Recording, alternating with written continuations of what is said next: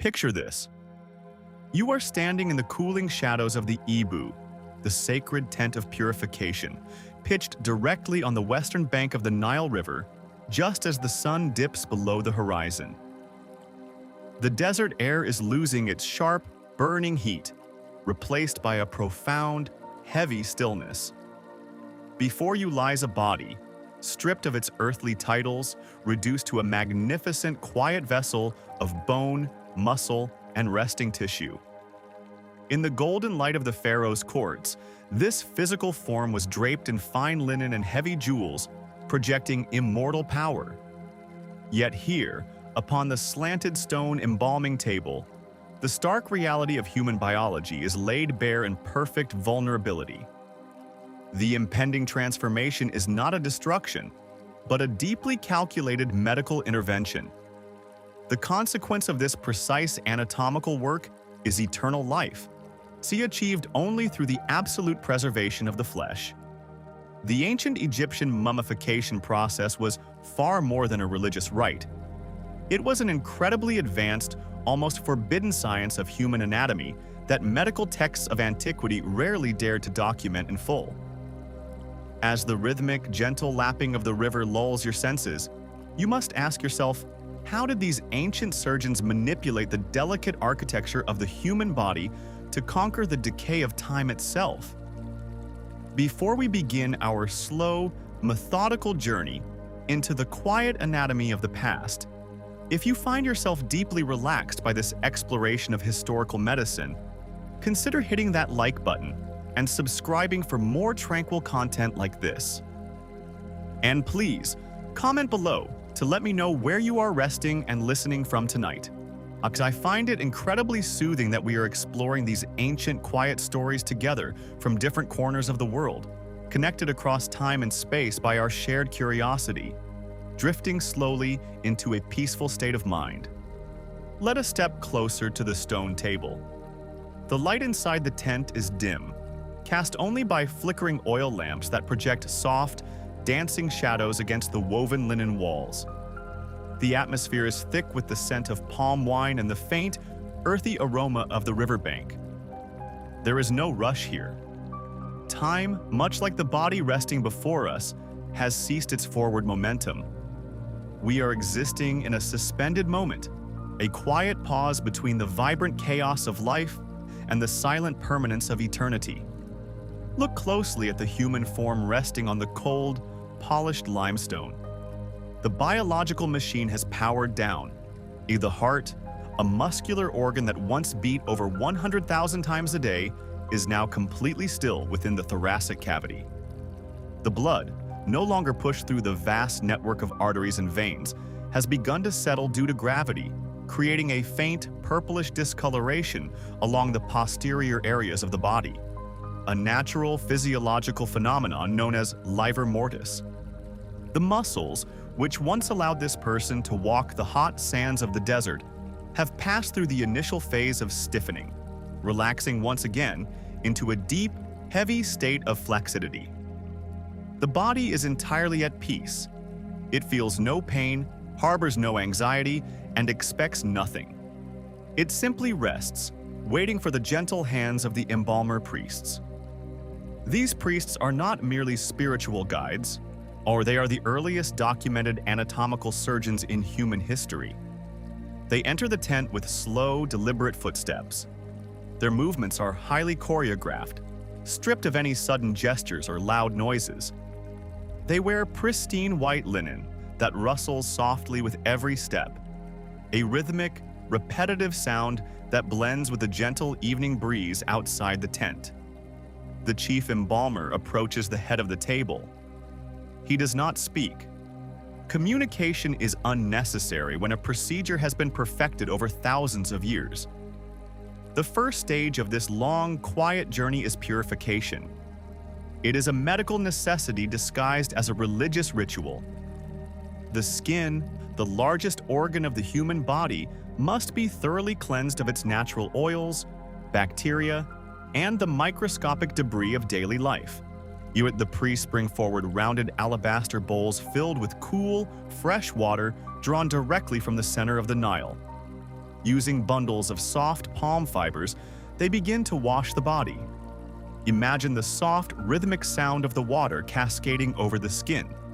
It trickles down the curvature of the shoulders, pools momentarily in the hollow of the collarbones, and flows in small streams down the length of the arms, eventually dripping softly onto the limestone floor. Drop by drop, the fibrous palm brushes move in slow, circular motions over the epidermis. This gentle abrasion removes the outermost layer of dead skin cells, leaving the surface smooth, clean, and prepared for the chemical treatments that will follow in the weeks to come. As the washing continues, the chief embalmer performs a silent, tactile examination of the body. His highly trained fingers press gently against the abdomen, feeling the density of the underlying organs. He traces the skeletal structure, noting the alignment of the ribs, the sternum, and the pelvic bone. He is reading the body like a map, assessing the physical integrity of the tissue. He understands the complex relationship between the internal organs and the connective tissues that hold them in place. His mind is already visualizing the precise surgical incisions that will be required to access the deep cavities of the chest and abdomen. The water is soon replaced by palm wine. The priests pour the pale, fragrant liquid over the newly cleansed skin. The alcohol in the wine serves a dual purpose. On a spiritual level, it is an offering to the gods, a sweet nectar of the earth. But on a highly practical medical level, it is a potent antiseptic. The alcohol destroys the surface bacteria, temporarily halting the natural process of cellular breakdown that begins the very moment a life ends. The sweet, fermented aroma of the palm wine fills the enclosed space of the tent, neutralizing any lingering scent of mortality. It is a soothing, intoxicating fragrance that calms the mind and deepens the sense of profound stillness in the room. We watch as they dry the body. They use large sheets of unbleached linen, pressing the fabric softly against the skin to absorb the moisture. There is no aggressive rubbing, only a gentle, methodical pressing. Press and lift. Press and lift. The sound of the linen absorbing the wine is barely audible, a faint whisper of fabric against flesh. The body is now completely purified. It is a pristine biological canvas, perfectly sterilized and ready for the delicate internal work. The external world has been washed away. The identity of the individual, their worries, their triumphs, and their sorrows have all dissolved into the cool river water and the sweet palm wine. What remains is purely structural. A magnificent, complex arrangement of calcium, collagen, and resting tissue. As the night deepens outside the tent, the chief embalmer moves toward the head of the table. He stands above the quiet face of the deceased, looking down with absolute reverence. The most intricate, mathematically precise, and delicate surgical procedure of the ancient world is about to begin. It requires a steady hand, a profound understanding of cranial anatomy, and infinite patience. The silence in the tent grows even heavier, anticipating the careful, yet methodical work of the night. You take a slow, deep breath in and let it out softly, fully immersed in the tranquil rhythm of ancient science. The water and the wine have done their work. The skin is now taut and perfectly clean, reflecting the warm, flickering amber light of the oil lamps that encircle the slanted limestone table. Notice the profound silence that has settled over the purification tent. The bustling energy of the living world outside has completely faded away, replaced by the rhythmic, incredibly slow breathing of the attending priests. We are now entering a deeply analytical phase of the night. This is the moment of anatomical assessment.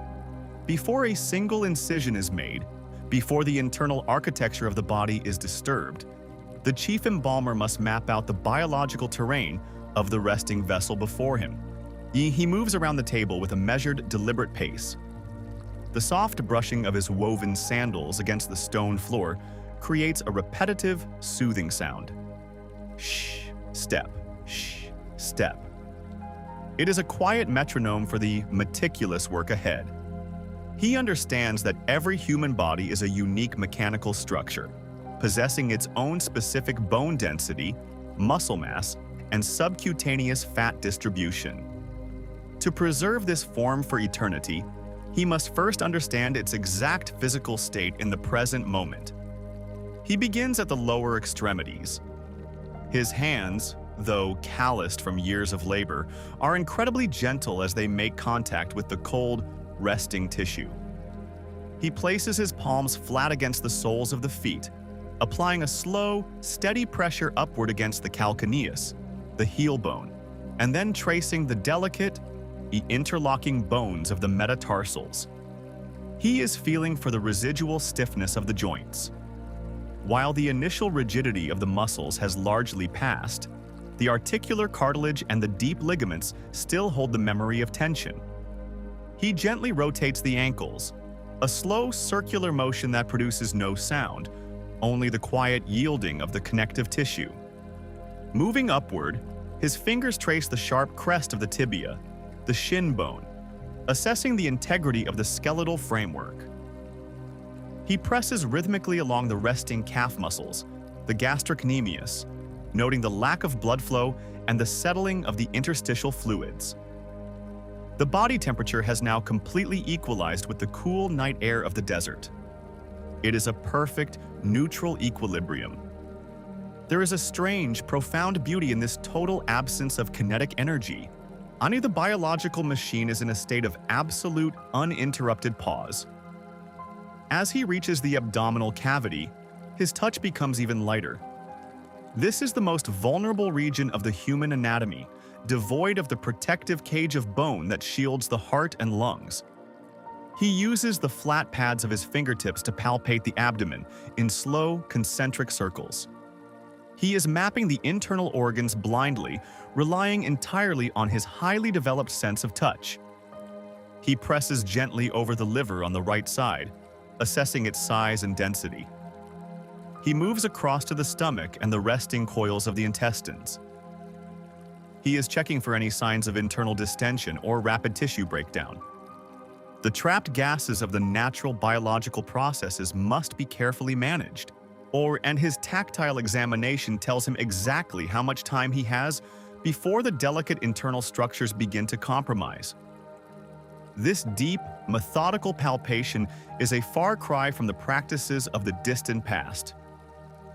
When we look back at the origins of this science, we can see how dramatically the understanding of human anatomy had advanced. The highly surgical, precise nature of the work taking place on this limestone table represents a monumental leap forward from the early historical embalming techniques. In those ancient, forgotten times, there were no surgical interventions, no delicate extractions, and no chemical baths. Bodies were simply wrapped in animal skins and placed directly into the shallow, burning sands of the western desert. It was the brutal, unyielding heat and the dry, absorbent sand that naturally baked the moisture from the tissues, creating the first accidental mummies. Those primitive methods relied entirely on the chaotic forces of nature. But here, inside the quiet purification tent, nature has been entirely subdued. The process has been brought indoors, refined into a controlled, medical discipline driven by chemistry and surgical precision. Let us observe the preparation of the surgical instruments. A younger priest approaches the side of the table, carrying a flat rectangular tray carved from dark polished cedar wood. Upon this tray lie the tools of the embalmer.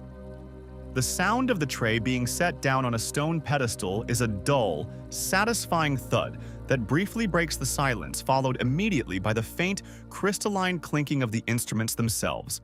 Yet these are not the crude tools of a butcher.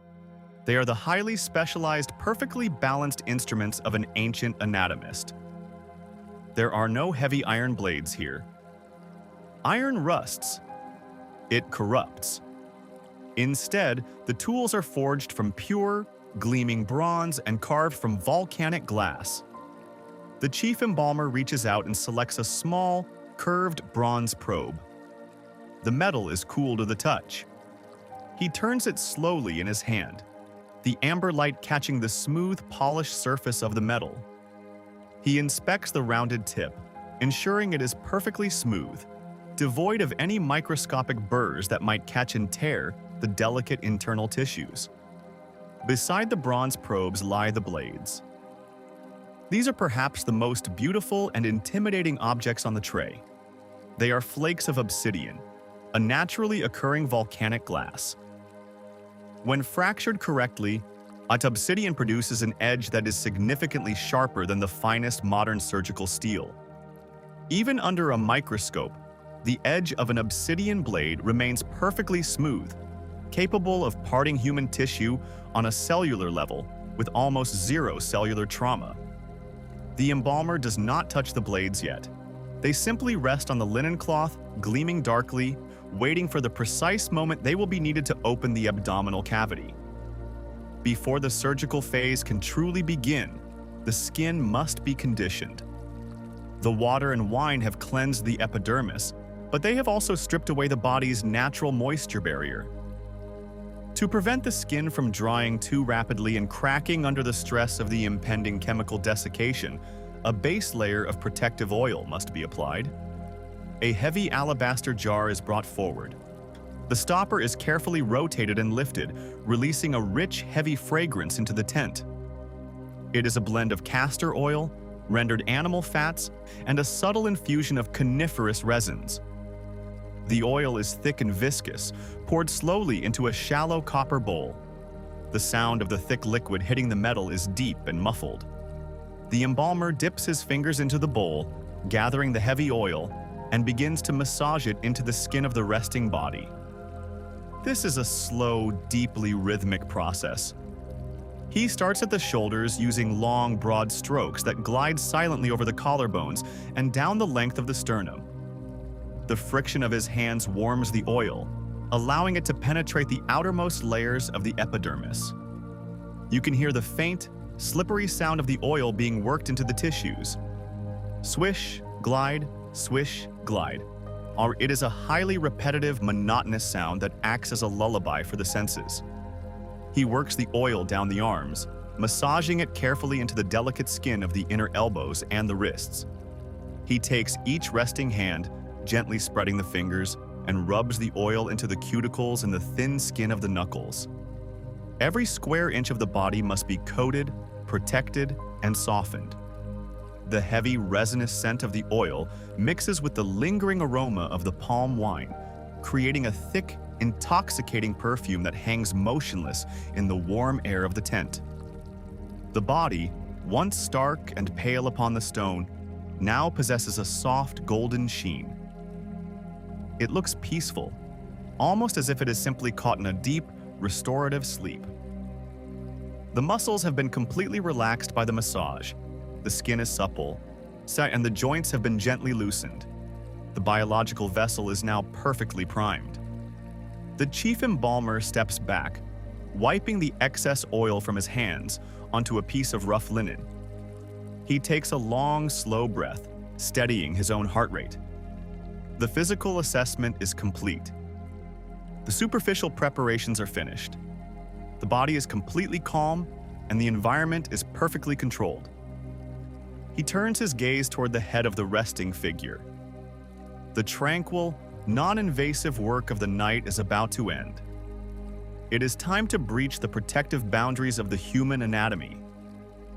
It is time to navigate the delicate, complex architecture of the skull, where the most sensitive and challenging extraction of the entire ancient Egyptian mummification process will take place.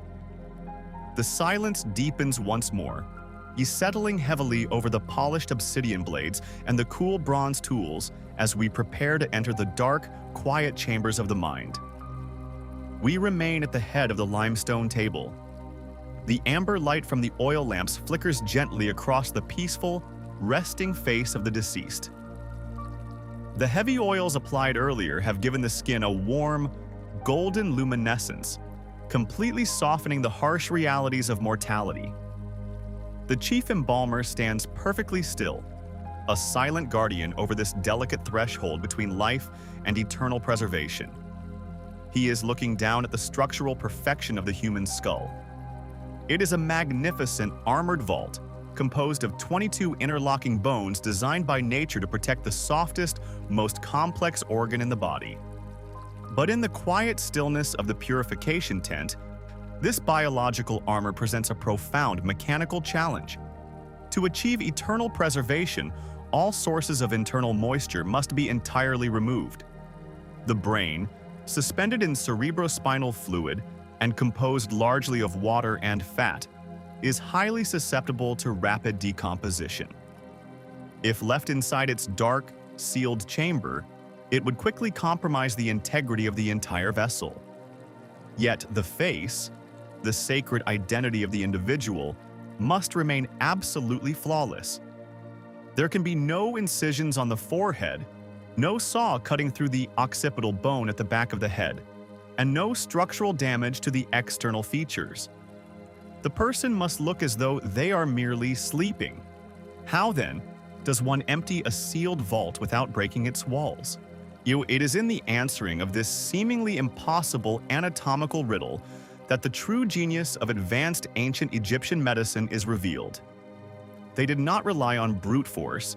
They relied on a masterful, hidden pathway through the internal architecture of the face.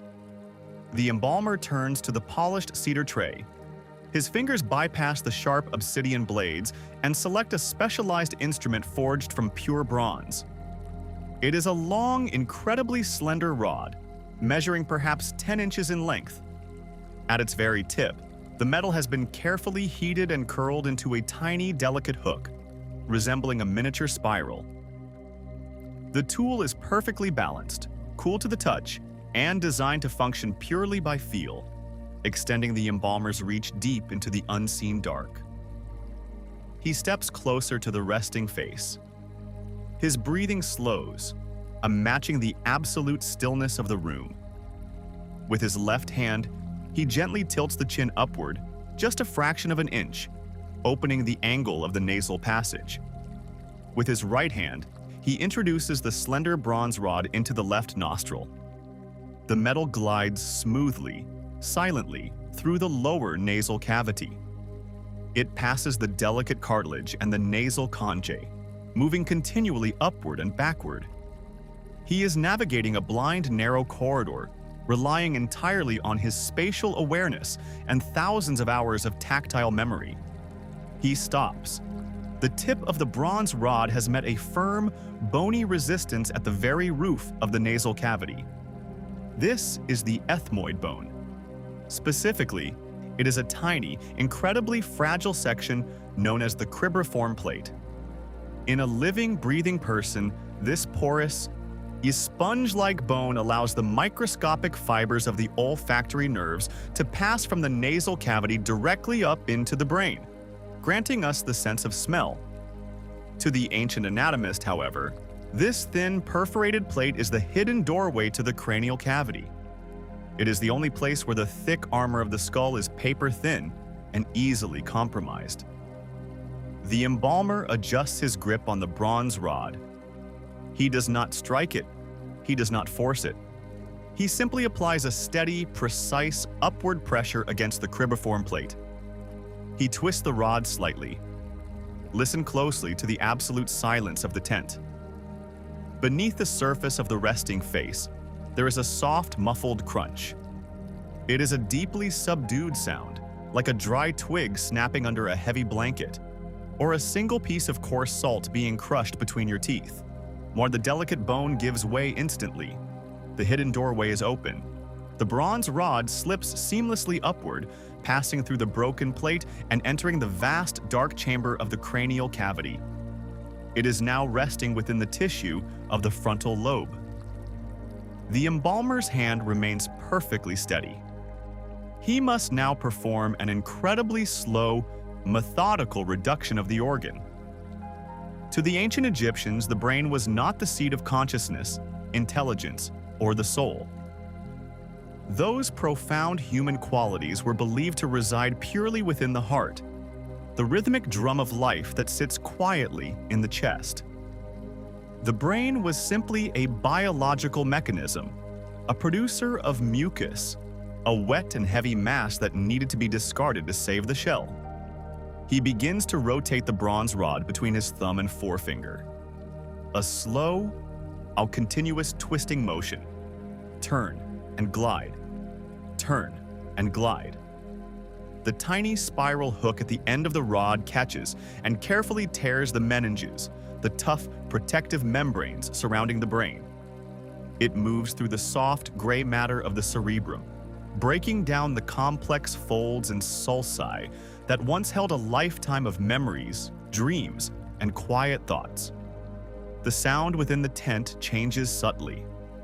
It is no longer the dry swish of oil on skin. It is a faint, wet, rhythmic whisking sound, vibrating quietly down the bronze rod and into the stillness of the air. Swish, turn, swish, turn. It is an unhurried, hypnotic rhythm. The embalmer moves the rod deeper, angling it toward the back of the skull to reach the cerebellum, breaking down the tissue millimeter by millimeter. This is not a violent act. It is a patient, deeply focused deconstruction. He is reducing the dense, complex architecture of the brain into a semi-liquid state, a necessary transformation for its removal. Time stretches out. The amber light dances on the walls. The embalmer works in a state of deep, meditative concentration. After a long period of this rhythmic whisking, the internal resistance against the bronze rod begins to fade. The tissue has been sufficiently liquefied. He slowly withdraws the rod, the metal slipping quietly back out through the nasal passage. He carefully wipes it clean on a piece of unbleached linen. Now, gravity and posture must do the rest of the work. The embalmer and his silent assistant gently lift the shoulders of the deceased. They roll the body slowly, turning the head to the side, allowing the face to angle downward over a waiting ceramic bowl. See, slowly the liquefied tissue begins to drain, flowing out through the nasal passage in a dark, heavy stream. It is a quiet, fluid descent. The organic material pools in the basin, carrying away the last remnants of moisture from the skull. Once the draining is complete, the body is gently returned to its flat, resting position on the limestone table. The cranial cavity is now an empty, cavernous hollow, but it is not yet pure. Microscopic fragments of biological matter still cling to the internal curves of the bone, and they must be sterilized to ensure absolute preservation. The embalmer takes a long, thin strip of fine linen.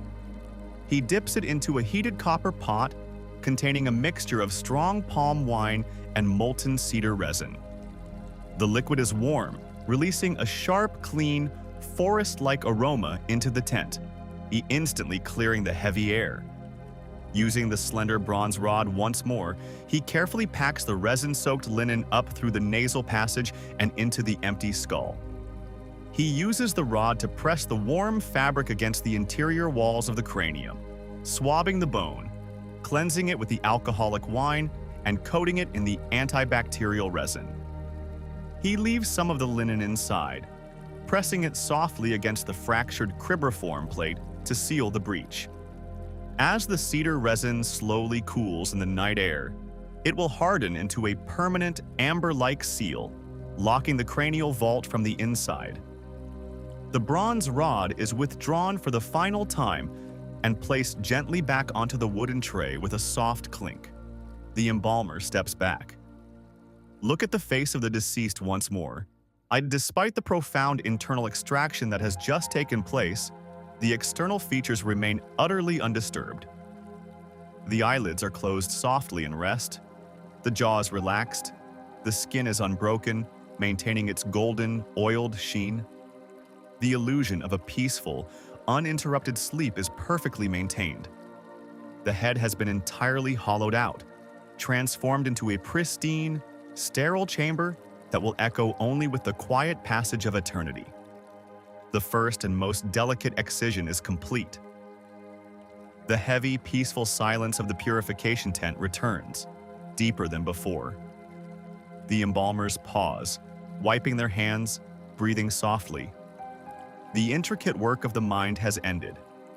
Now, their steady, calculated gaze travels slowly downward, moving past the clavicle, past the sternum, toward the soft, vulnerable expanse of the abdomen, on where the great organs of life rest in the dark, waiting for the cold, incredibly sharp touch of volcanic glass. The mind has been quieted, its chambers emptied and sealed with the golden, fragrant resin of the cedar tree. The heavy silence of the purification tent returns, absolute and unbroken. We now shift our focus downward, tracing the smooth, oiled skin past the clavicle, past the gentle arch of the sternum, resting our gaze upon the soft, vast expanse of the abdomen. Beneath this yielding surface lies the core of the human machine, the intricate, tightly coiled engine of digestion and respiration that once fueled a lifetime of movement and thought. These organs, rich in moisture and prone to rapid decay, cannot remain within the resting vessel. They must be carefully harvested, purified, and preserved separately. This is the moment where the true surgical mastery of the embalmer-priests is put to the ultimate test. Look again at the wooden tray resting beside the limestone table. The slender bronze rod has done its work. Now, the chief embalmer reaches for the dark, gleaming fragment of volcanic glass. This is the obsidian blade. It does not look like a traditional surgical scalpel. It is irregular, chipped by an expert hand to create an edge so microscopic, so impossibly thin, that it is measured in mere molecules. Modern steel, under magnification, looks like a jagged saw. But obsidian remains perfectly, flawlessly smooth. It does not tear the flesh. It simply parts the cells with zero resistance. The embalmer steps to the left side of the table. He measures the distance with his highly trained eyes, are locating a very specific anatomical landmark on the left flank, just below the lower margin of the rib cage and above the curve of the pelvis. This precise location is chosen because it provides the most direct access to both the lower abdominal cavity and, by reaching upward through the diaphragm, the thoracic cavity above. He holds the dark glass between his thumb and index finger. He takes a slow, steadying breath. As he exhales, he brings the blade down to the golden, oiled skin. There is no heavy pressure, no forcing of the tool. He simply draws the sharp edge down the left flank in one single, fluid motion. A delicate incision, perhaps 4 or 5 inches in length, opens immediately. Listen to the sound it makes. It is a barely audible, soft parting of tissue, like the whisper of tearing silk. A dark or neat line appears against the pale skin.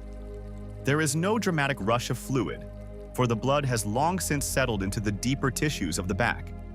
It is a remarkably clean, quiet, and deeply respectful breach of the body's armor. With the incision made, the obsidian blade is set aside with a soft clink against the cedar wood. The embalmer now relies purely on his hands. He slides his fingers carefully into the narrow opening. His movements are slow, deliberate, and entirely blind. He must navigate the complex internal topography of the body using only his profound tactile memory. First, he locates the intestines, the long, tightly packed coils that fill the lower abdomen. With gentle, continuous traction, he begins to draw them out through the small incision. It is a slow, methodical unspooling of the biological engine. See, as the tissue emerges into the warm air of the tent, it is immediately handed to an assisting priest, who places it gently into a waiting basin of cold, purified river water mixed with palm wine. Next, the embalmer's hand moves higher, locating the soft, muscular pouch of the stomach. He carefully severs its connective tissues, detaching it from the esophagus above and the duodenum below, before drawing it out into the ambient light. He reaches across the cavity to the right side, finding the heavy, dense mass of the liver, the largest solid organ in the human body. Its removal requires a gentle but firm manipulation, easing it through the narrow left-sided incision without causing it to rupture. Finally, his hand reaches upward, pressing against the thin, muscular sheet of the diaphragm. With a precise push, he breaches this barrier, entering the thoracic cavity. Here, he finds the lungs, the two spongy organs that once drew in the desert air. They are now deflated, quiet, and surprisingly small.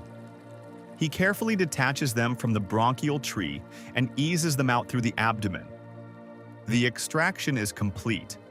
The organs are now resting in their ceramic basins, submerged in a highly astringent bath of palm wine, crushed frankincense, and myrrh. The alcohol and the natural resins immediately begin to draw out the bacteria, sterilizing the delicate tissues. The air inside the tent grows thick with the sharp, beautiful scent of these ancient spices, completely masking the heavy reality of the biology before us. But these vital organs will not be discarded. They are essential to the individual's eternal journey.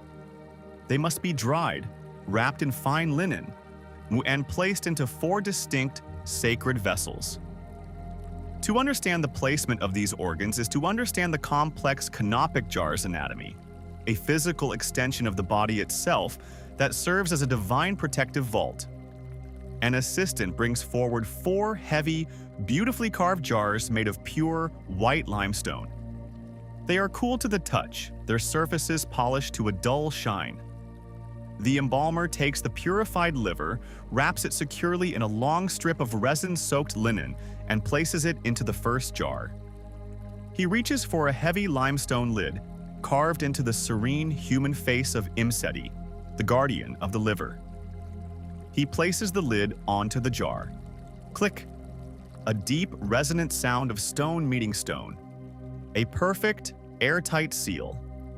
He takes the lungs, binds them in linen, and drops them softly into the second jar. He picks up the lid carved in the likeness of a baboon, the face of Hapi. He sets it down. Click. The sound echoes faintly in the quiet tent. The stomach is placed into the third vessel, protected by the jackal-headed lid of Duamutef. Click. And finally, the coiled intestines are laid to rest inside the fourth jar, sealed beneath the falcon head of Kebesnuef. Click. Listen to the lingering resonance of that heavy stone locking into place. Click, click, click, click. The rhythm is deeply satisfying, a sound of absolute completion and security. The vital components of the human machine are safe, encased in their own miniature limestone tombs, waiting patiently to be reunited with the body in the afterlife. We return our gaze to the limestone table. The torso of the deceased is now a vast hollow cavern, but the embalmer's work inside the chest is not quite finished. He dips his hand one last time into the small incision on the left flank, reaching high up into the empty thoracic cavity. He is searching for something he deliberately left behind during the extraction. His fingers brush against a firm, muscular node suspended precisely in the center of the chest, slightly to the left. It is the heart. He does not sever its delicate vessels. He does not remove it. He simply cradles it in his palm for a long, quiet moment, feeling its weight, its density, its profound stillness. To the ancient anatomist, this organ is not merely a mechanical pump for blood. It is the absolute center of human existence. It is the seat of emotion, the repository of memory, and the undeniable voice of conscience. It is the only organ that must remain physically attached to the body, for it is the heavy weight of the heart that will be judged against the feather of truth in the halls of the afterlife. Imagine the phantom rhythm of that resting muscle. A deep, slow, metaphorical heartbeat echoing in the silence of the hollow chest. Thump, thump. A quiet pulse of eternity. The heart remains perfectly safe, a silent witness resting in the dark sanctuary of the ribs. The embalmer withdraws his hand. The internal spaces of the abdomen and the chest must now be purified just as the cranium was. The assistants bring forward large bowls filled with a potent dry mixture of crushed myrrh, cassia, cedarwood shavings, and coarse salt. The embalmer takes handfuls of this highly aromatic desiccating powder and packs it generously through the incision, infilling the empty cavities of the torso. The dry spices absorb the lingering moisture and fill the body with an incredible, overwhelming fragrance of ancient forests and sweet tree sap. The incision on the left flank is not sewn shut. It is simply drawn together, its edges meeting perfectly, and covered with a small protective plaque made of beeswax or gold, stamped with the Eye of Horus. The surgical phase of the mummification is officially over. The body has been emptied of its corruptible elements, hollowed out, and purified with sweet wines and powerful resins. It is now a perfectly clean, sterile shell. But it is still heavy with the water that naturally binds the muscle and the connective tissues. If left in this state, the preservation would fail. The body must now undergo the longest, most physically transformative, and deeply quiet phase of its journey. It is time for the great drying. It is time to surrender to the slow, heavy magic of the salt. The heavy, resonant clicks of the limestone canopic jars have faded into the quiet corners of the purification tent. The intricate surgical extractions are entirely complete. The body lying upon the slanted embalming table is now a hollowed, fragrant vessel, deeply infused with the sharp, clean scents of crushed myrrh and sweet cedar wood. It is entirely at peace, devoid of the complex, active biological engines that once drove it through the waking world. Yet, within the quiet stillness of the resting muscle fibers and the deep layers of the dermis, a silent, invisible threat to eternity remains. It is moisture. Water, the very foundation of life, is also the great catalyst of decay. To arrest the forward march of time completely, every single drop of this residual moisture must be drawn out of the cellular structure. The body must transition from a soft, yielding organism into a hardened, permanent monument of biology. This profoundly slow transformation requires the total surrender of the physical form to the deep, arid magic of the earth. The attending priests, having finished their delicate work with the bronze probes and the obsidian blades, retreat into the shadows of the tent. Their footfalls are soft, fading away until only the sound of the gentle night wind remains, rustling against the linen walls. For a moment, the body is left entirely alone in the amber light. It is a necessary pause, a final breath of the open air before the long burial begins. Soon, a new sound breaks the stillness. It is a heavy, rhythmic dragging. The embalmers return, hauling large, coarse sacks woven from thick palm fibers. These sacks are tremendously heavy, filled to the brim with a pale, grayish-white substance harvested from the dry, ancient lakebeds of Wadi El Natran, a desolate, wind-swept valley located deep in the western desert. This substance is not the simple, crystalline table salt you might find in a modern kitchen. It is a naturally occurring complex mineral blend of sodium carbonate, sodium bicarbonate, sodium chloride, and sodium sulfate. It is the divine chemical compound that will perform the incredibly slow, methodical work of desiccation. The profound success of the natron salt preservation relies entirely on the raw, unbroken power of this ancient mineral mixture to gently coax the water from the resting tissues. The chief embalmer unties the thick ropes binding the first sack. He tips the heavy canvas forward. Listen to the sound of the dry, crushed minerals pouring out onto the limestone table.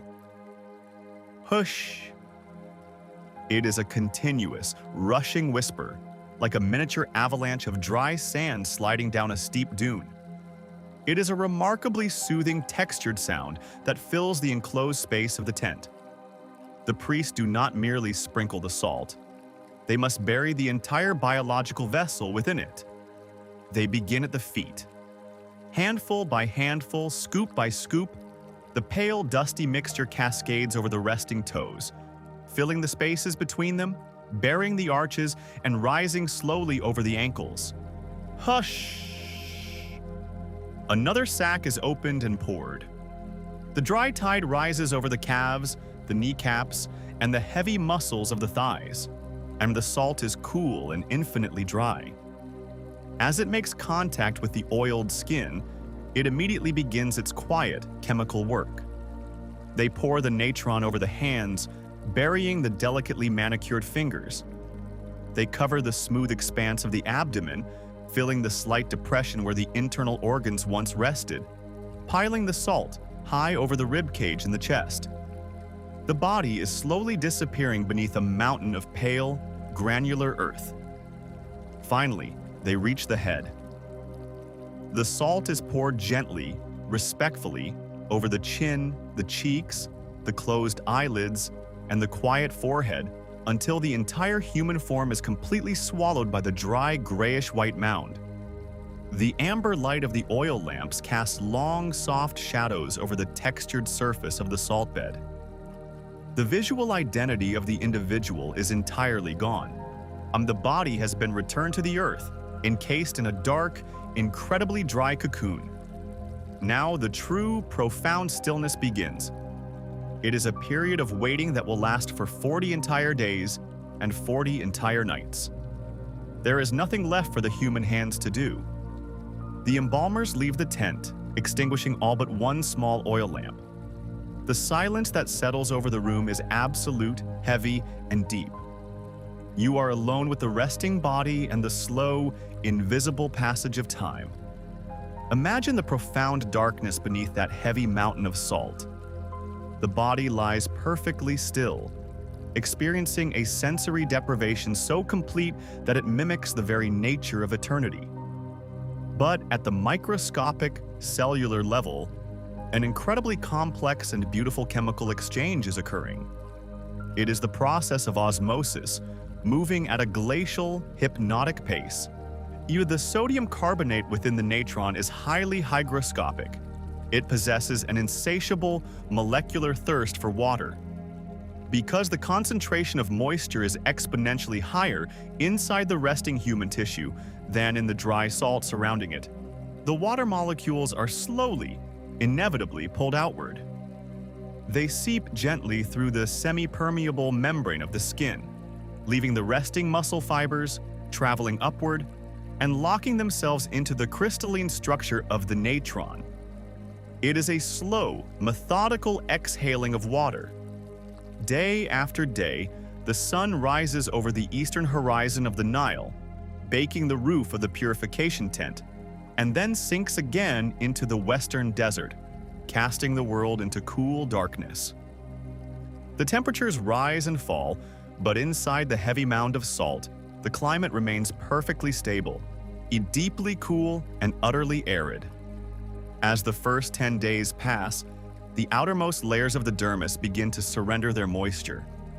The skin, once soft and pliable, begins to tighten.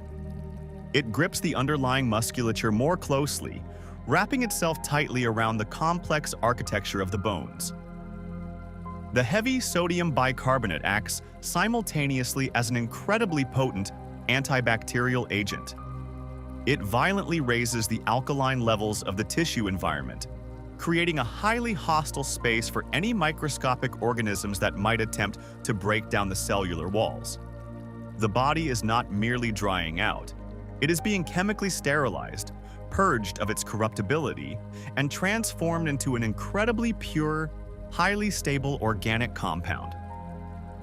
By the 20th day, the deeper tissues begin to yield, and the heavy water trapped within the dense muscles of the thighs, the shoulders, and the back is slowly coaxed outward. As the water leaves, the physical volume of the muscle tissue gradually decreases. The muscles shrink, but they do not disintegrate. They simply condense, pulling tight against the long bones of the arms and legs, preserving the exact anatomical shape of the individual in a slightly reduced, incredibly dense format. Imagine the slow, quiet shifting of the salt crystals above as the body beneath them subtly changes shape, losing its natural biological volume. A tiny cascade of salt settling into a new crevice. A faint, almost imperceptible whisper of movement in the heavy silence. 30 days pass. The moisture that once filled the lungs, the blood that once swelled the veins, the heavy, the complex fluids of the human machine have all been entirely drawn out and absorbed by the surrounding earth. The body is losing its earthly weight. It is becoming incredibly light, shedding the heavy burden of mortality. It is a quiet, deeply peaceful purification. The biological form is being distilled down to its most permanent, essential, and elemental components. Bone, cartilage, condensed muscle, and perfectly preserved hardened skin. As the 40th day arrives, the chemical reaction has finally reached a state of perfect, complete equilibrium. The natron has absorbed all that it can, and the body has no more water left to give. The transformation is finished. The soft, vulnerable vessel that was laid upon the limestone table over a month ago has been chemically transfigured. The engine of decay has been entirely starved, its fuel completely removed. Time has been forcefully stopped, trapped forever in the hardened tissues. The heavy silence of the tent is gently broken by the sound of the woven sandals returning. The embalmers step back into the dim light. They carry no sharp instruments, only wide, flat wooden scrapers and brushes made of soft, dry palm fronds. It is time to unearth the sleeper. They begin at the head, gently scraping away the top layers of the pale, crusty salt. The natron, having absorbed weeks of moisture and body oils, has clumped together into hard grayish blocks. The embalmers break these blocks apart with their wooden tools. Crack, brush, crack, brush. It is a slow, rhythmic excavation. They brush the loose, dry dust away from the face, slowly revealing the physical changes that have occurred in the dark. The skin is no longer golden and soft. It has darkened to a deep, rich, leathery brown. It is pulled incredibly taut across the high cheekbones, the bridge of the nose, and the quiet jawline. It resembles fine, aged parchment, possessing a hardened, eternal quality. The body has shrunk slightly, its muscles condensed and firm, but the fundamental human identity remains perfectly, remarkably intact. It is a beautifully preserved anatomical sculpture, entirely hollow, remarkably light, and completely devoid of moisture. The embalmers continue their unhurried work, sweeping the heavy clumped salt away from the chest, the arms, and the legs. Swish, sweep, swish, sweep. The sound of the dry palm brushes against the newly hardened skin is crisp and hollow, echoing softly in the quiet tent. The salt, are now heavy with the evaporated water of a human life, is swept off the limestone table and discarded, its sacred purpose fulfilled. The body rests once more in the open air. It has survived the great drying. It has endured the long, silent chemistry of rest. But it is now profoundly rigid, deeply inflexible, and its skin is excessively dry. Before it can be wrapped in its final linen cocoon, the brittle tissues must be coaxed back into a state of graceful, yielding flexibility. The hard edges of eternity must be softened with the fragrant healing oils of the living world. The last grains of the pale, desiccating salt have been swept away from the limestone table. The dry, rhythmic rustling of the palm frond brushes ceases, leaving behind a profound, resonant quiet within the purification tent. The biological form that now rests beneath the amber light of the oil lamps has undergone a miraculous, silent transfiguration. It is a body, yet it is no longer bound by the heavy, fluid constraints of its former existence. The 40 days buried in the deep, arid darkness have entirely rewritten its physical composition.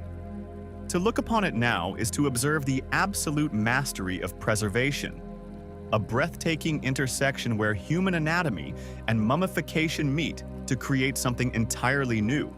something designed specifically for the vast, unchanging corridors of eternity. Let us stand beside the chief embalmer and look closely at the results of this slow, chemical alchemy. The immediate, most striking change is the texture and coloration of the skin. The soft, golden sheen that was so carefully massaged into the epidermis over a month ago has vanished. In its place, the skin has taken on a deep, rich hue, resembling polished mahogany or dark, aged umber. It is completely matte, absorbing the faint light rather than reflecting it. If you were to gently run your fingertips across the surface of the shoulder or the chest, you would not feel the yielding softness of living tissue. Instead, it feels exactly like antique parchment or finely cured leather. It is incredibly dry, slightly rough to the touch, and completely devoid of the natural oils that once kept it supple. Listen to the sound of the embalmer's hand slowly tracing the line of the collarbone. Shh, glide. Shh, glide. It is the sound of dry skin moving over dry skin, a papery, hollow whisper that underscores the total absence of moisture. Beneath this tightened, leathery surface, the fundamental architecture of the body has been dramatically revealed. A living human being is composed of roughly 60% water. It is the water that fills the cells, plumps the tissues, and cushions the spaces between the organs. With every single drop of that microscopic water drawn out and trapped within the discarded natron salt, the body has surrendered its earthly volume. The subcutaneous fat, the soft layer of insulation just beneath the skin, has almost entirely dissolved. Because of this, the skin now rests directly against the dense, structural foundations of the skeletal system and the condensed muscle fibers. Look at the face of the sleeper. The soft contours of life have been pared away, leaving behind a strikingly noble, sharply defined topography of bone. The zygomatic arches, the cheekbones, are now highly pronounced, sweeping elegantly upward toward the temples. The temporalis muscle, which once allowed the jaw to clench, is flat and tight against the side of the skull. The delicate skin of the eyelids has sunken slightly into the orbits, resting gently against the empty spaces where the fluid-filled globes of the eyes once sat. The bridge of the nose is a sharp, defined ridge. The lips are drawn thin, pulled back just a fraction by the intense drying process, occasionally revealing the faintest glimmer of white enamel beneath. It is a face stripped of all fleeting expressions, locked forever in a state of solemn, regal tranquility. Moving down the length of the arms, the anatomical clarity becomes even more profound. The muscles of the forearm, the flexors and extensors that once gripped tools or held loved ones, are now tight, condensed bands, clearly visible beneath the darkened skin. They look like thick braided cords of dry rope. Let your gaze rest upon the hands. The fingers are slightly curled inward, a natural resting posture that the intense drying has locked into place. The skin here is almost translucent in its thinness. You can clearly trace the delicate, intricate network of the metacarpal bones on the back of the hand, and follow the long, tight lines of the tendons extending down to each knuckle. At the very tips of the fingers, the nails remain perfectly intact, small, pale crescents resting quietly at the end of the long journey. The torso presents a vast, unquiet landscape of structural engineering. The rib cage, once hidden beneath layers of muscle and fat, is now a prominent, visible vault. The skin is pulled so taut across the chest that you can easily count each individual rib, tracing their curved paths from the sternum around to the spine. The empty thoracic and abdominal cavities, which were so carefully packed with crushed myrrh, cassia, and sweet cedar shavings, remain slightly sunken. The chief embalmer reaches out and gently taps the center of the sternum with the tip of his bronze rod. Tap, tap. Listen to the deep, hollow resonance of the sound. It echoes slightly within the cavern of the chest, much like the sound of tapping on the hull of a well-built wooden ship. The body is no longer a solid, heavy mass. It has become a light, beautifully constructed shell. If you were to lift the sleeper now, you would find that the heavy burden of mortality has vanished. A body that once weighed 150 pounds now weighs perhaps only 30 or 40. It is astonishingly light, a featherweight vessel prepared to be weighed against the feather of truth in the halls of judgment. Yet, this profound lightness comes with a precarious fragility. The joints of the human machine, the elbows, the knees, the wrists, and the vertebrae of the spine are all designed to glide smoothly upon layers of slippery, viscous synovial fluid. That fluid is gone. The articular cartilage has dried and hardened. The ligaments and tendons, the tough connective tissues that bind the skeleton together, have shrunk and pulled incredibly tight. They are like the over-tightened strings of an ancient harp. The body is now completely, irrevocably rigid. It is locked in its resting posture, straight and true. The neck cannot be turned. The arms cannot be lifted. The knees cannot be bent. If a sudden, careless force were applied to the limbs at this precise moment, the dry, hardened tissues would not stretch. They would snap and shatter like old, brittle wood. The biological form has successfully crossed the perilous chasm between life and permanent preservation, completely escaping the corrupting touch of decay. But it has arrived on the shores of eternity in a state of immense physical vulnerability. The embalmers understand this delicate balance. They know that the body, in its current, hyper-desiccated state, is too brittle to withstand the intricate, tight wrappings of the linen bandages that must follow, and the skin is so dry that it might crack and fissure under the pressure of the winding cloth. The hard, inflexible edges of eternity must be softened. The body has spent 40 long, silent days giving up its moisture to the earth. Now, it is time for the priest to give something back. They must return a carefully controlled measure of life, not in the form of corrupting water, but in the form of pure, incorruptible, and incredibly fragrant oils. The heavy silence of the purification tent shifts slightly. The intense, clinical phase of the deep desiccation is over. We are moving from the stark reality of the bone and the dry muscle into a phase of profound, luxurious restoration.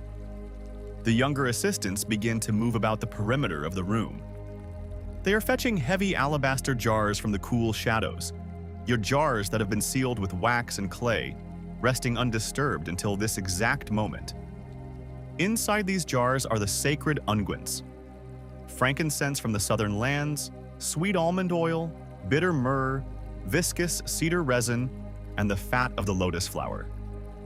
The sharp, dry, dusty scent of the natron salt still lingers in the air, but it is about to be entirely swept away by a wave of intoxicating, heavy perfumes. The physical transfiguration of the flesh is complete. The empty vessel has been forged. Now, the quiet, slow, and deeply soothing work of anointing begins to seal the pores, to soften the dry skin, and to wrap the sleeper in the warm golden fragrance of the gods. The harsh, arid work of the desert salt is behind us. The purification tent, once filled with the dry, dusty air of the natron, is about to experience a profound shift in atmosphere. Look toward the shadows at the edge of the room. The younger priests are carrying heavy, beautifully carved alabaster jars toward the limestone table. These jars have been resting in the cool darkness for 40 days, their contents settling and merging into rich, complex compounds. The mouths of these vessels are sealed tight with thick caps of unbaked clay and hard beeswax, locking the precious liquids inside, protecting them from the evaporating heat of the Egyptian sun. The chief embalmer steps forward. He reaches for the first jar. With a small, blunt bronze tool, he carefully chips away at the clay seal. Listen to the sound.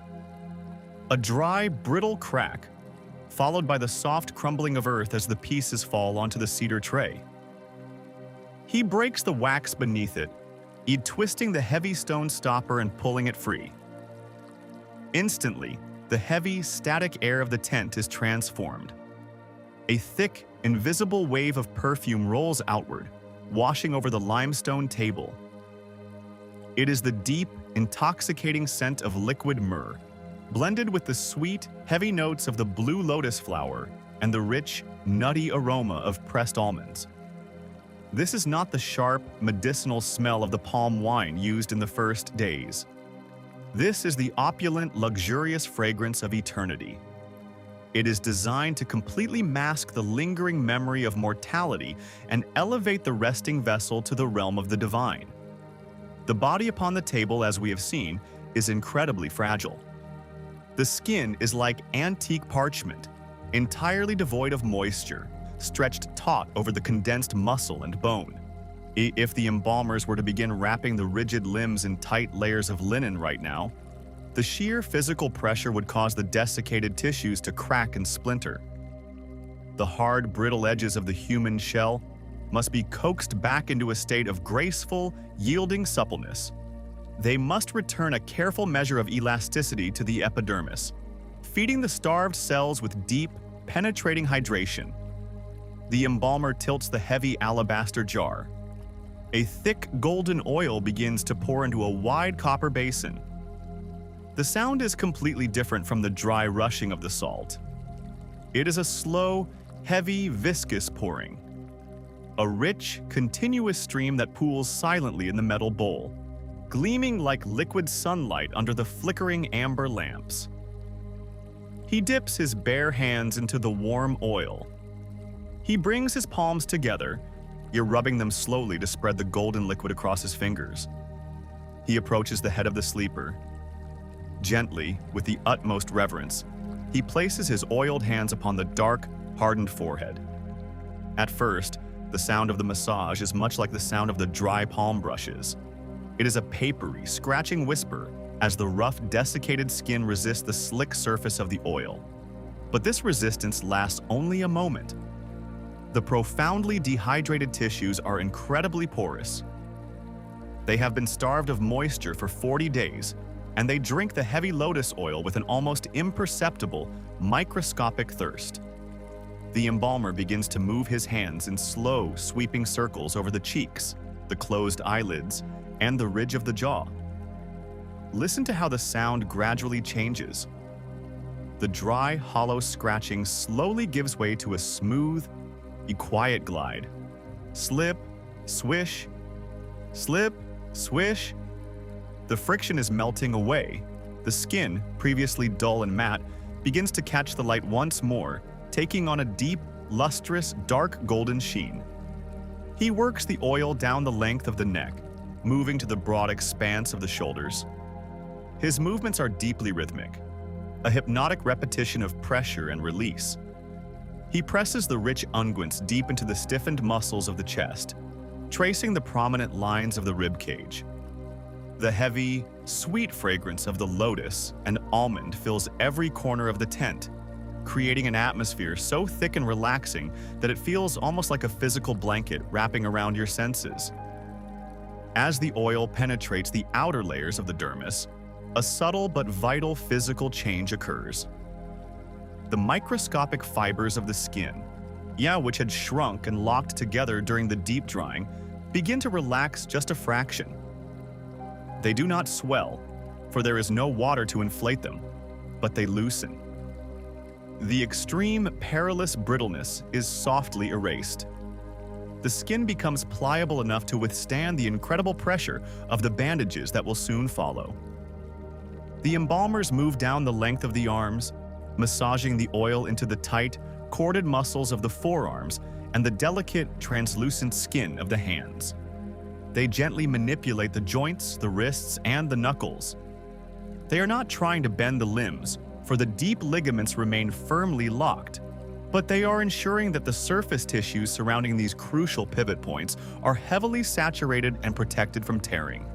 Once the entire body has been thoroughly massaged and the skin has absorbed as much of the lotus and almond oil as it can hold, the first phase of the restoration is complete.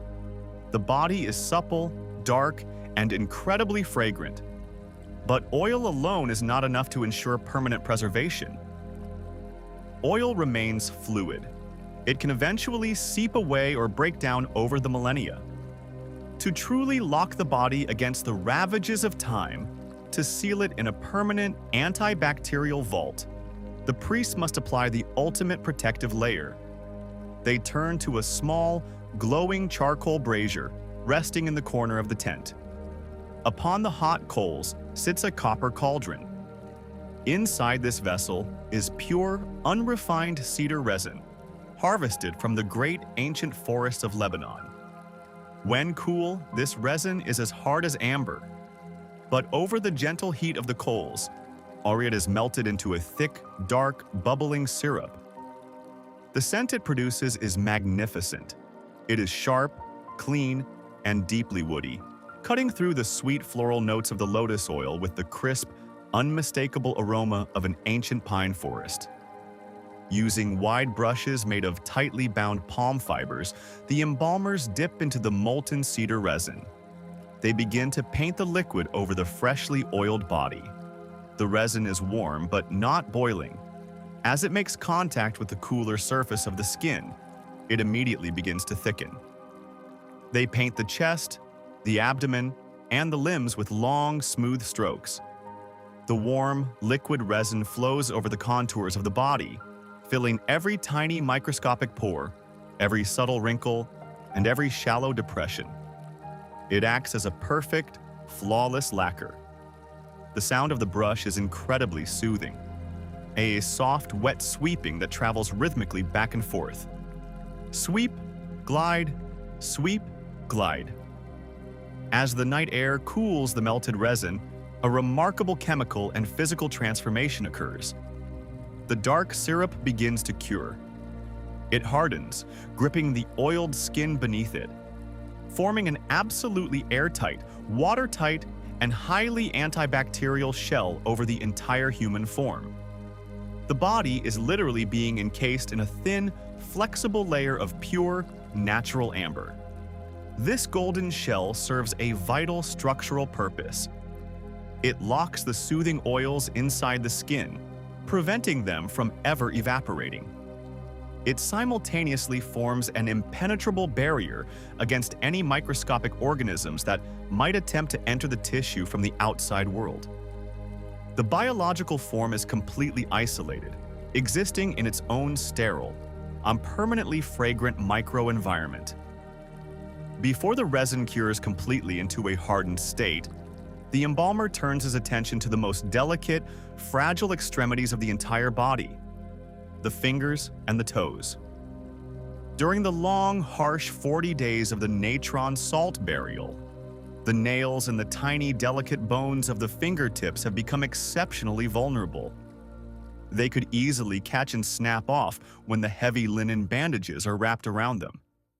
From the wooden tray, the assistant brings forward 20 tiny, gleaming objects. They are meticulously crafted from pure, beaten gold. They are small, hollow cylinders, perfectly shaped to slide over the human digits. The embalmer takes the first golden stall. He gently slides it over the thumb of the right hand. The warm, sticky cedar resin acts as a perfect natural adhesive.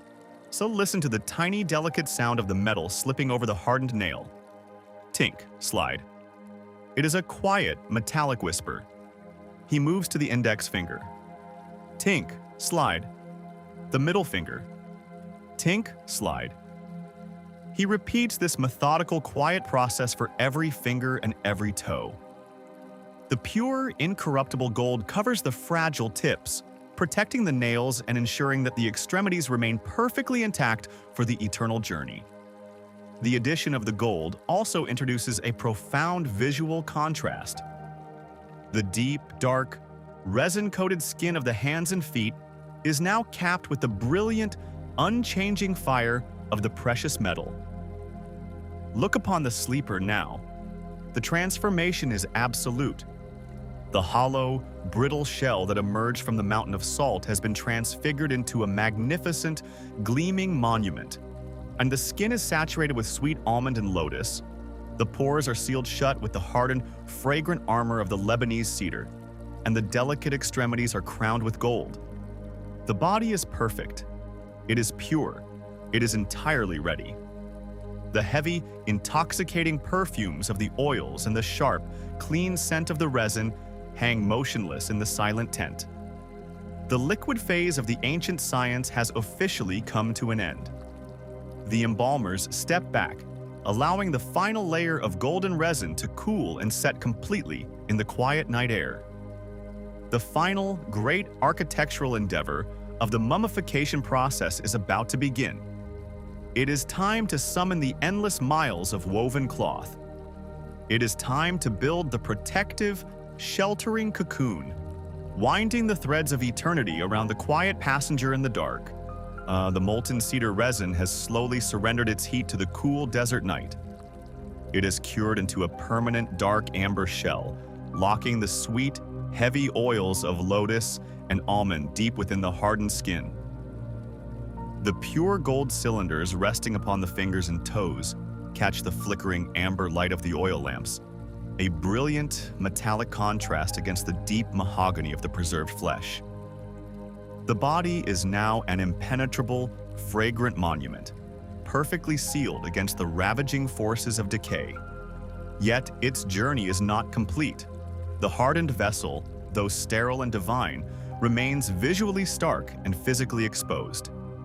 To truly prepare this sleeper for the vast, uncharted corridors of eternity, the hard edges of anatomy must be softened.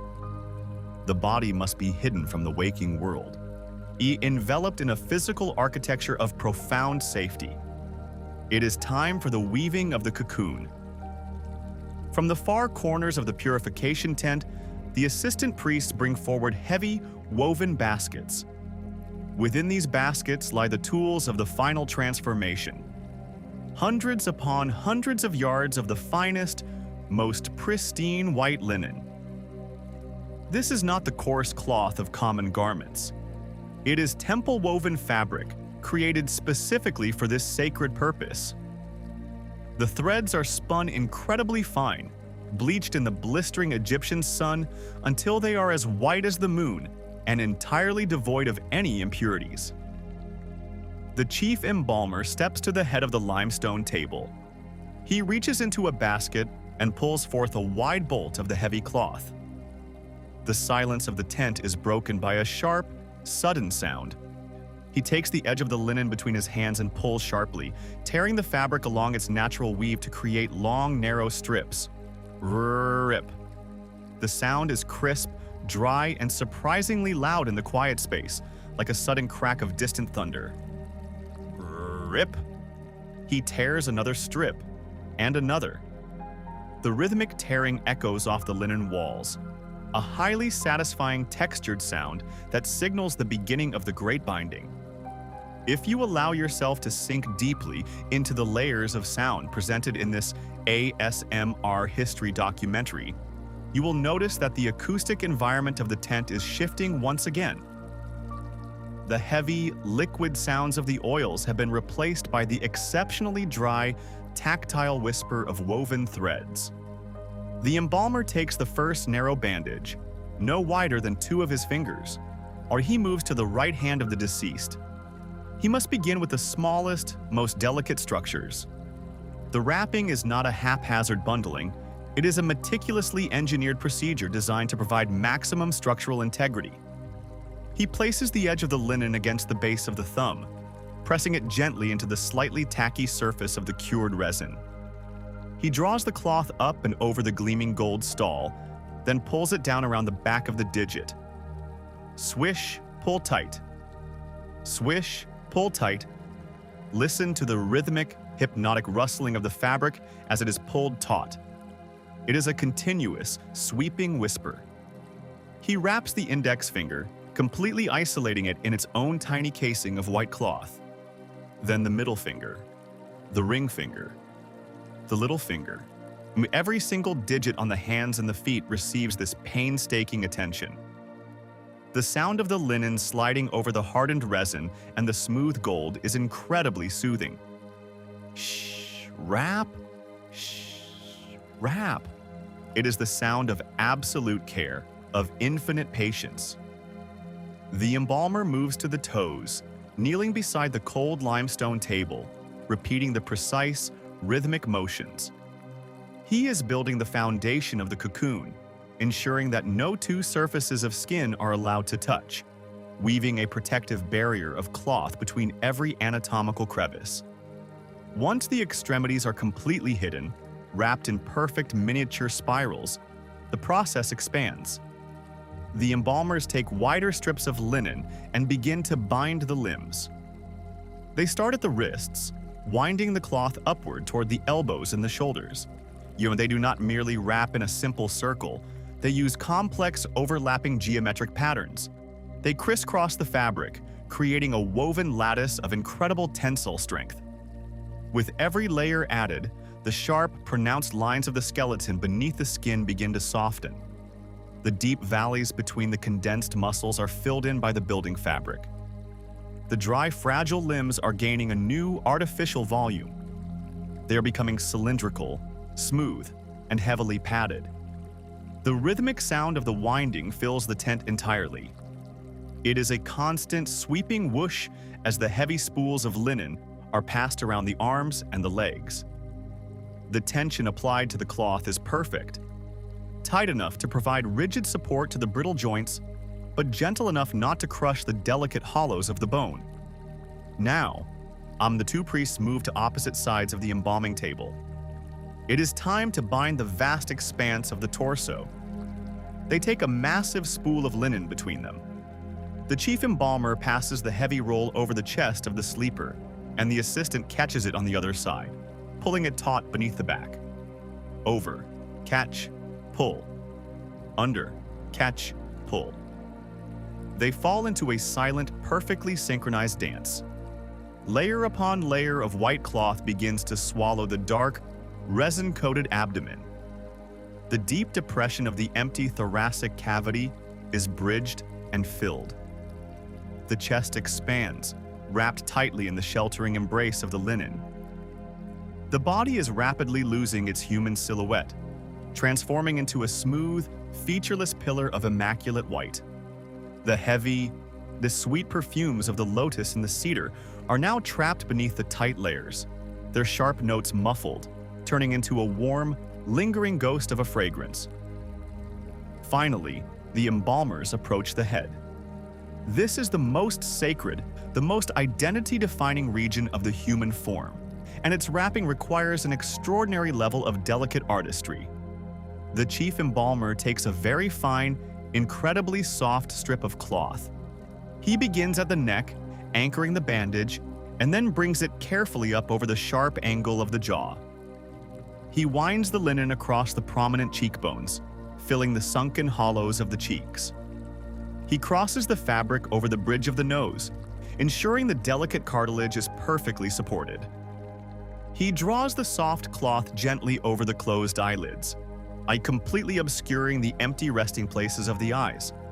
With each sweeping pass of the fabric, the face of the individual retreats further and further away from the physical world. Swish, cover, swish, cover. The noble, solemn topography of the skull is smoothed out, erased by the white threads. The mouth is covered. The ears are bound flat against the sides of the head. The sleeper is being completely, utterly blinded to the waking world, plunged into an absolute velvety darkness. The sensory deprivation is now physical as well as chemical. When the intricate winding is complete, the body resembles a flawless white chrysalis. But the architecture of the cocoon requires one final, unifying step. The embalmers bring forward large rectangular sheets of linen, known as shrouds.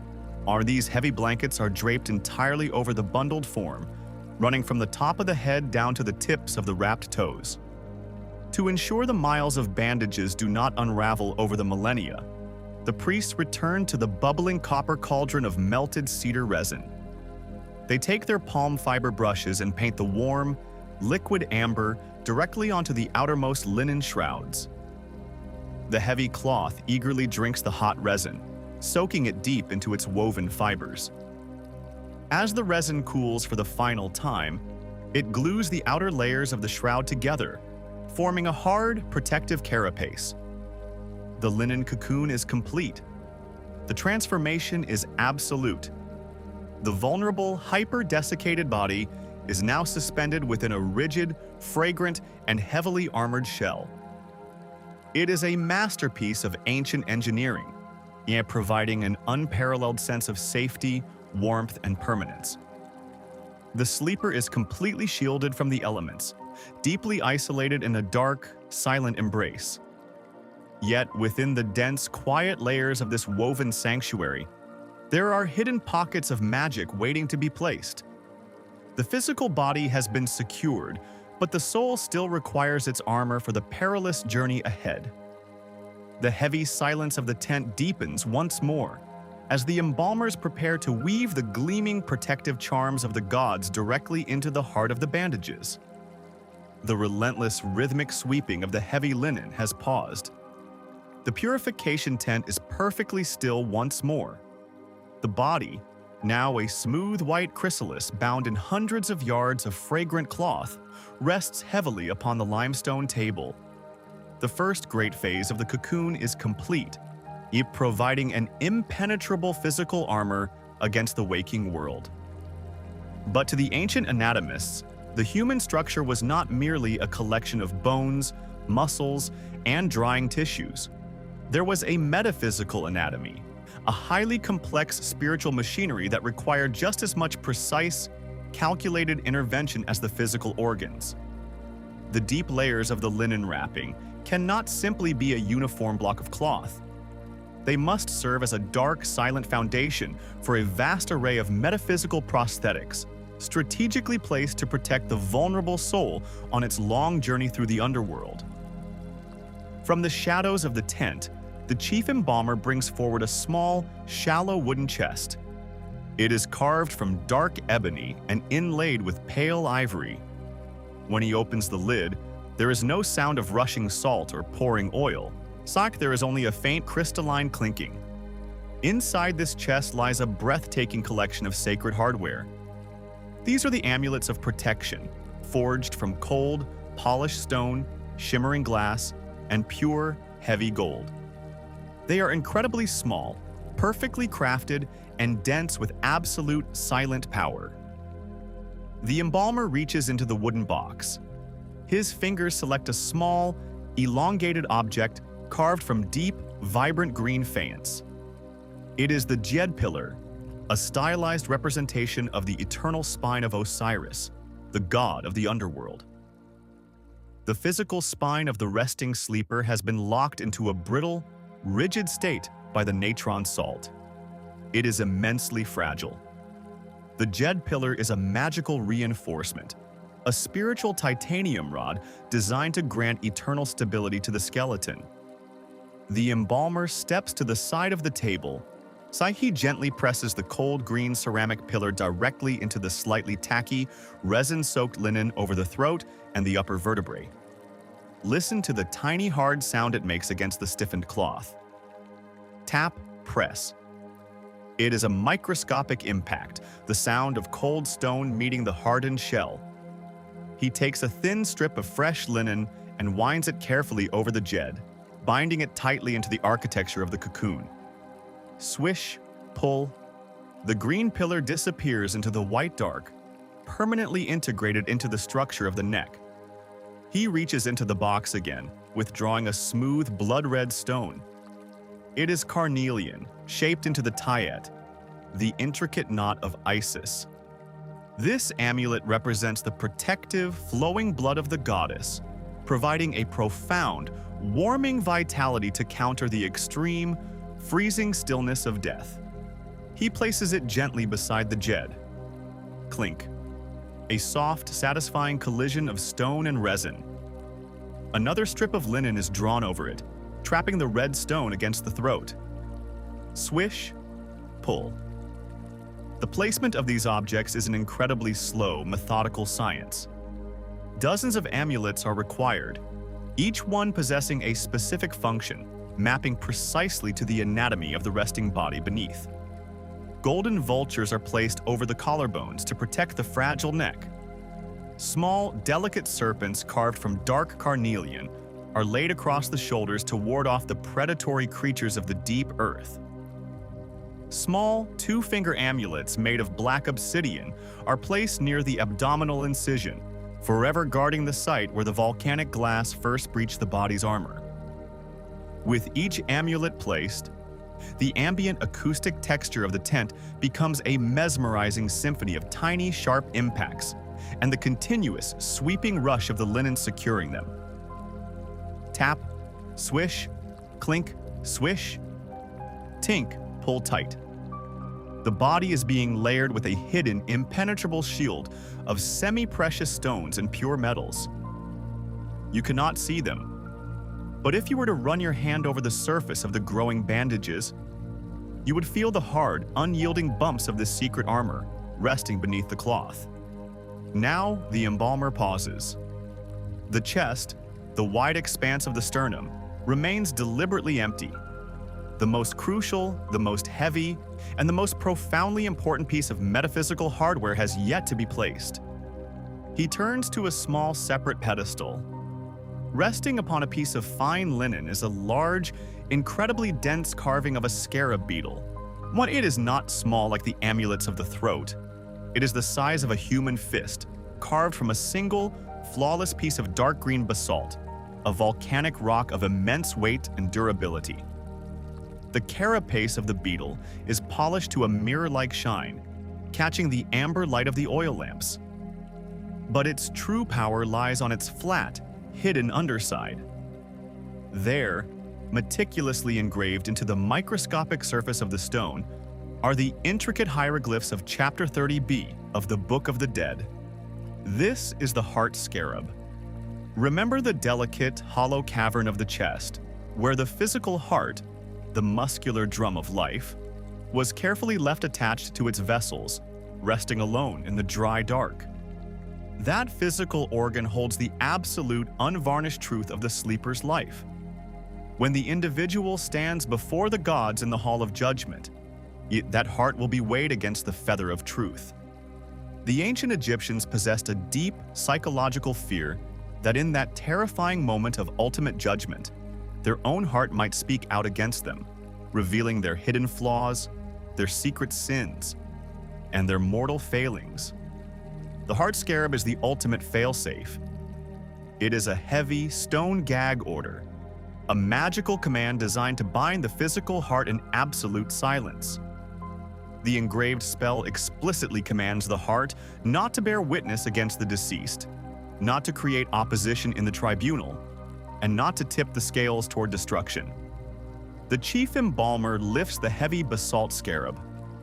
He holds it with both hands, feeling its incredible density. The stone is freezing cold, a piece of the deep earth brought into the warm, fragrant air of the tent. He steps to the left side of the sleeping form. He hovers the dark beetle directly over the left side of the chest, perfectly aligned with the resting physical heart hidden deep beneath the resin, the salt-dried ribs, and the layers of cloth. Slowly, deliberately, he lowers the heavy stone. When the flat, engraved underside of the basalt makes contact with the taut, resin-hardened linen of the chest, it produces a deep, resonant thud. It is not a tiny clink. It is a profound, heavy impact that sends a low vibration rippling through the entire wrapped body. Thud. Listen to the finality of that sound.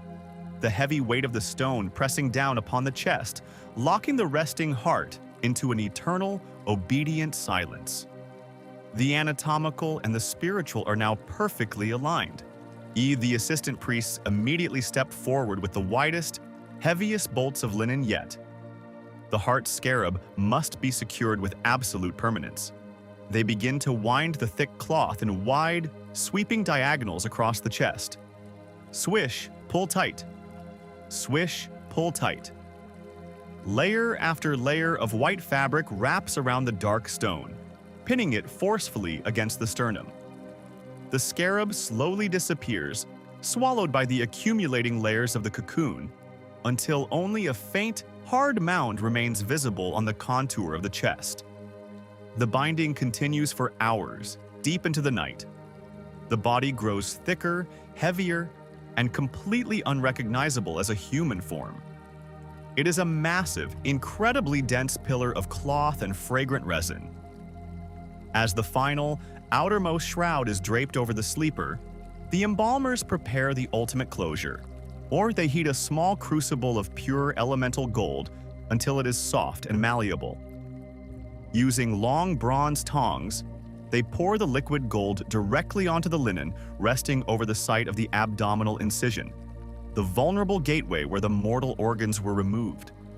The gold sizzles faintly as it meets the resin-soaked cloth. They take a heavy stone stamp, deeply carved with the Eye of Horus, and press it firmly into the cooling, yielding metal. Press. The sound is muffled, heavy, and hot. The embalmers carefully lift the stone stamp away. Left behind on the white linen is a perfect, gleaming golden seal. It is a permanent, unbroken lock of precious metal, visually striking against the pristine cloth. The seal signifies that the vessel is closed. The internal architecture has been purified, the metaphysical armor has been integrated, and the physical form has been completely, perfectly secured. The embalmers step back, their hands finally resting at their sides. The exhausting, meticulously detailed work of the purification tent is completely finished. The long 70 days of chemistry, surgery, and weaving have reached their absolute conclusion. The biological entity that was brought into this tent so long ago has been entirely eradicated, replaced by a divine, immortal traveler perfectly equipped for the darkness. The deep, heavy silence of the night reclaims the space. But this is not the end of the journey. The sleeper is ready, fully armored and heavily perfumed, waiting only for the final, breath-giving words that will launch this magnificent vessel into the eternal silent river of the stars. The long, meticulous work of the purification tent is finally at an end. The body, once a fragile, vulnerable vessel of biology, has been entirely transformed into a magnificent, heavy chrysalis of white linen, dark resin, and hidden gold. It rests upon the limestone table, completely silent, completely still, and utterly secure. The intense, pungent aromas of the natron salt have long since vanished, replaced entirely by the deep, resonant perfumes of cedar, myrrh, and sweet lotus oil that now radiate from the bindings. The physical form has been conquered, time has been halted, and the architecture of eternity has been woven perfectly into place. Yet, the sleeper remains trapped in a state of profound sensory deprivation. The eyes are bound, the mouth is sealed, and the ears are covered by miles of hardened cloth. The vessel is perfect, but it is asleep. It is time to awaken the soul for its final journey, not into the waking world of the sun, but into the vast, cool darkness of the stars. The chief embalmer and his assistants gather around the heavy, wrapped form. They slide thick woven ropes beneath the back, the hips, and the legs. With a slow, synchronized breath, they lift. Listen to the subtle sounds of this movement. The cocoon is incredibly rigid, locked perfectly straight by the cured resin and the immense pressure of the linen. As it is lifted from the cold stone table where it has rested for over 2 months, there is a faint, dry creaking of the hardened bandages, like the sound of a heavy ship's mast flexing gently in the wind. The body is remarkably light, devoid of all water, yet it possesses a profound, dense presence. They carry the sleeper out of the dim, amber light of the Ibu, moving slowly into the open air. The procession is quiet, solemn, and unhurried. They cross the shifting sands of the western desert, moving toward the high, rocky cliffs where the necropolis waits. As they approach the entrance of the tomb, the atmosphere shifts dramatically. The immense, burning heat of the Egyptian sun is suddenly left behind. They carry the sleeper down a long, sloping corridor cut directly into the living bedrock. Step by slow step, the air grows significantly cooler. It is a dry, ancient cold. The ambient sounds of the desert, the wind, the distant calls of birds, are completely swallowed by the thick stone walls. You are entering a realm of absolute geological silence. At the end of the corridor lies the burial chamber. The light here is provided only by a few flickering torches held by the priests, casting long, dancing shadows across the painted walls. In the center of the room rests the final sequence of nested vessels designed to hold the linen cocoon. First is the anthropoid coffin, carved from thick, fragrant sycamore wood. Its lid is shaped in the idealized likeness of a human being, a perfect, serene face painted with wide, watchful eyes and a calm, closed mouth. The inside of the coffin is meticulously hollowed out, perfectly contoured to receive the wrapped body. The priests gently lower the linen chrysalis into the wooden shell. Thump, creak. The sound is deep and resonant as the rigid back of the mummy makes contact with the polished wood. The fit is precise, a perfectly engineered embrace. The sleeper is now resting in a wooden cradle, but surrounded by the scent of fresh timber and old paint. But before the heavy lid is placed upon the coffin, before the darkness becomes permanent, the most critical, delicate ritual of the entire journey must be performed. It is the ceremony known as the opening of the mouth. The chief embalmer steps forward. He does not hold a sharp obsidian blade or a slender bronze rod. His tools are now entirely magical. He holds an instrument known as an adze, often forged from meteoritic iron, a metal the ancient Egyptians believed fell directly from the heavens. Its blade is cool, smooth, and shaped like a stylized crescent moon. This ritual is not a physical unbinding. The miles of linen remain perfectly intact, the resin seal unbroken. This is a metaphysical surgery, a gentle unlocking of the spiritual senses that were bound during the long wrapping. The embalmer steps to the head of the open coffin. He holds the cold iron adze. Slowly, he reaches down and touches the cool metal gently to the painted lips of the wooden mask. Tap. It is a tiny, incredibly soft sound. With this single touch, the spell is cast. The invisible, eternal mouth is unsealed, allowing the soul to breathe the cool air of the underworld and to speak its name before the gods. He moves the adze slightly upward, touching it to the painted left eye and then the right. Tap, tap. The spiritual blindness is cured. The soul can now see the hidden pathways of the afterlife. He touches the painted ears. Tap, tap. The eternal hearing is restored, allowing the sleeper to listen to the quiet music of eternity. Finally, he touches the wooden chest, directly above where the heavy basalt scarab rests over the silent heart. Tap. The awakening is complete. The physical body remains locked in its magnificent, fragrant preservation, perfectly still, but the consciousness is now completely free, illuminated and aware in the dark. The vessel has been activated. The embalmer steps back. The torches are burning low, their light trembling against the carved stone walls. It is time for the final closure. The heavy, painted lid of the sycamore coffin is lifted by the priests. They hover it over the resting sleeper for one last breathless moment, and then slowly lower it down. Listen to the sound of the wood meeting wood. It is a slow, sliding friction, followed by a deep, hollow thud as the lid seats perfectly into its grooves. The face of the mummy, the white linen cocoon, and the gleaming gold amulets vanish forever beneath the painted wood. The darkness inside that coffin is now absolute. It is a pure, undisturbed blackness, heavy with the scent of cedar and myrrh. But the layers of protection do not end there. The sycamore coffin is placed inside a larger, heavier rectangular outer coffin. And finally, this entire wooden assembly is lowered into the immense, cavernous belly of a granite sarcophagus resting in the very floor of the tomb.